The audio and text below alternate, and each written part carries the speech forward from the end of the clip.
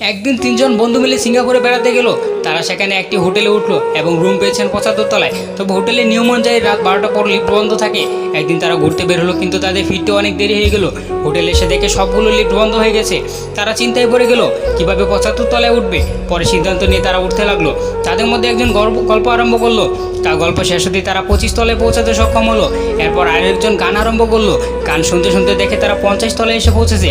এখন কি আর করা। তারপর তৃতীয়জন গান গল্প কিছুই পারে না, তাই তার জীবনে ঘটে যাওয়া দুঃখ কষ্টের কথা শুরু করলো। তার সব ঘটনা বলা শেষ হয়ে গিয়ে দেখে তারা 75 তলায় পৌঁছে গেছে। তারা যখন দরজা খুলতে গেল, দুর্ভাগ্যক্রমে দেখা গেল যে তাদের চাবিটা নিচে রিসেপশনে রেখে এসেছে।